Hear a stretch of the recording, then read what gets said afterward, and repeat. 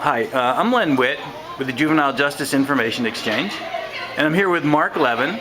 Mark's from Texas, and I'm going to let Mark introduce himself. He's doing some really interesting work in juvenile justice reform. I'm Mark Levin, Director of the Center for Effective Justice at the Texas Public Policy Foundation, a free market think tank in Texas, and I'm also the leader of our Right on Crime initiative.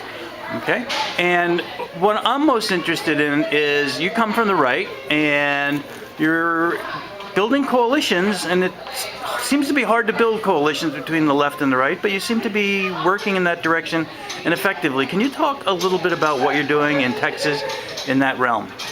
Well, we have partnered with a lot of groups, Texas Appleseed, the ACLU, the Texas Criminal Justice Coalition, to advance tough and smart approaches to juvenile justice instead of just saying, let's lock them up and throw away the keys.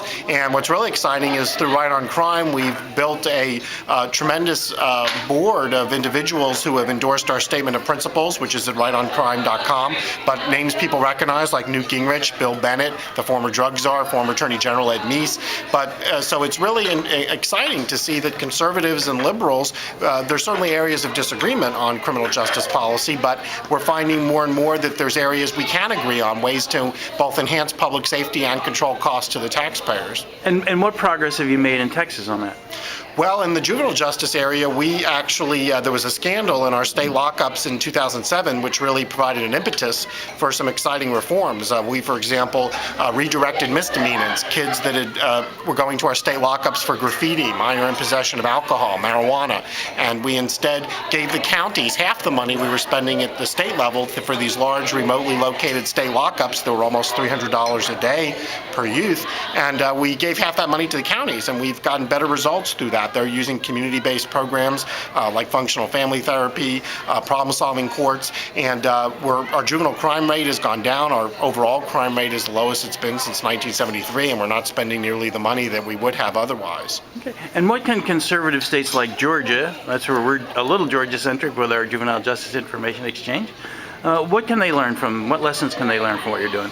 Well, Texas is a very conservative state, and we're proud of that, and Georgia is a very conservative state also. And so, but what we're saying is you can be both tough and smart, and it's important to distinguish between who we're afraid of and who we're just mad at. And particularly when it comes to juveniles, we know the research says most kids can be rehabilitated. And really the best way to do that is through community-based juvenile justice programs. It's certainly not through, for example, putting juveniles in adult facilities where they learn new tricks from hardened criminals.